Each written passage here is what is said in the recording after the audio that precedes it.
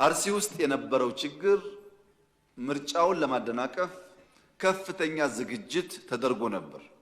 እዚህ አዲስ አበባ የሃይማኖት ተቋማት ውስጥ ሳይቀር ቦምቦችና ክላሾች ስንይዝ ነበር። በየቦታው አዲስ አበባ ቦምብ ይጣላል፣ ባህር ዳር ቦምብ ይጣላል፣ ጎንደር ቦምብ ይጣላል ተብሎ ሰፊ እንቅስቃሴ ነበር። ታስታውሱ ከሆነ ጎንደር ተማሪዎች ላይ ቴሌቪዥን እያዩ ቦምብ ፈንድቶ ሰው ገሏል። ተማሪዎች ፖለቲከኛ አይደሉም። ምናልባት የዚህ መንግስት ተቃዋሚ ሊሆኑ ይችላሉ። በሐሳባቸው ማንነታቸው ሳይለይ ዝም ብሎ ቦምብ ጥሎ ሰው መግደል ምን አይነት ፖለቲካና እውቀት እንደሆነ አይገባኝም። ልክ እንደዚሁ የምርጫ ጣቢያዎች ላይ ከፍተኛ ጥንቃቄ ስለነበረ ያቃታቸው ኃይሎች ህዝቡን ሊያጠቁ ወደ አንድ መንደር ሄዱ። አርሲ ውስጥ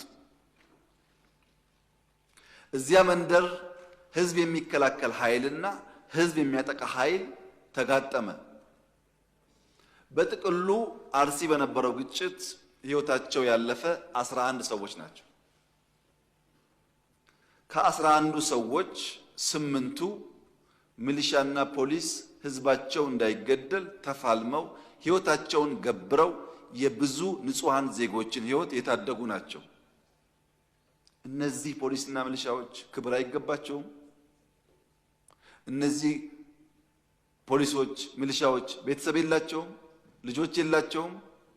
ለኛ ሞተው ሲያበቁ እነሱ እንደማወደስና እንደማመስገን የነሱ መስዋዕትነት ማራከስ በብዙ ፖለቲከኞች ይታይ ነበር። አሳፋሪ ነው፣ አሳፋሪ ነው። በእርግጥ 3 ንጹሃን ዜጎች በዚያ ግጭት ውስጥ ሞተዋል። በነበረው ግጭት ውስጥ ለምሳሌ የሃይማኖት መልክ መስጠት ታስቦ ነበር፣ ግን እዚህ ውስጥ ሙስሊሞች ሞተዋል። ባይዘው ሙስሊሞች የሞቱት በንጹሃን ዜጎች ብቻ አይደለም።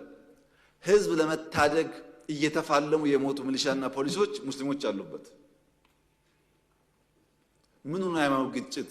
ሰው እንዳይመታ እየተዋደቀ ያለን ሰው በሃይማኖት ጥላ መውቀስ ተገቢ ነው?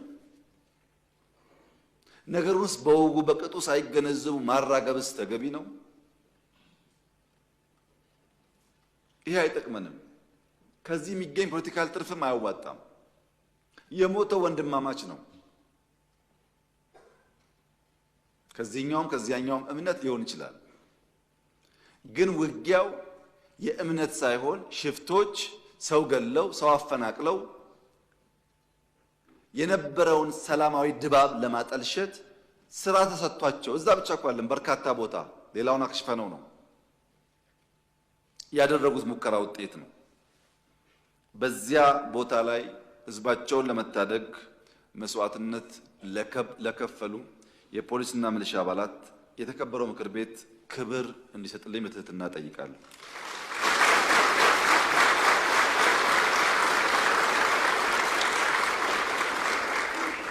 ጀግኖችን በዚያ መንገድ ማስታወስና ማወደስ የሁላችን ባህል ካልሆነ ሰላማዊት ኢትዮጵያን ማየት አንችልም። በዚህ ጉዳይ የተሳተፉ 22 ተጠርጣሪዎች በህግ ቁጥጥር ስር ይገኛሉ። በርካታ ያባባሱ ሰዎችም እንዲሁ ተይዘዋል። የተፈናቀሉ ከ90% በላይ ተመልሰዋል። የቀሩትን በቅርቡ ይመለሳሉ። በነበረው ግጭት ሸሽተው የወጡ ሰዎች ነበሩ። እነሱ ወደ ቦታቸው ይመለሳሉ። በዚሁ አጋጣሚ ማስጠንቀቅም አደራማትም ፈልገው አዲስ አበባ ተቀምጣችሁ ጫት እየቃማችሁ በሌላችሁበት ቦታ በሶሻል ሚዲያ የምታራግቡ ሰዎች ጥንቃቄ አድርጉ። እዚህ ሆኖ ባላጣራ ጉዳይ የሚያራግብ ሰውንና እዛ የሚጋጨውን ሰው ለይተን አናይም። የምታውቀውን ያየኸውን የመንግስትም ጥፋት ከሆነ ግለጥ፣ ችግር የለውም። የማታውቀውን ያልነበርክበትን ቦታ እስላም ነው፣ ክርስቲያን ነው፣ አማራ ነው፣ ኦሮሞ ነው እያልክ የግሩፕ ጨዋታ መጫወት ግን አስፈላጊ አይደለም። በጥቅሉ ስለሚጎዳን ጥንቃቄ ብታረጉ ጥሩ ነው። አጋጣሚ ሆኖ ስለተመረጠን ማለት ነው።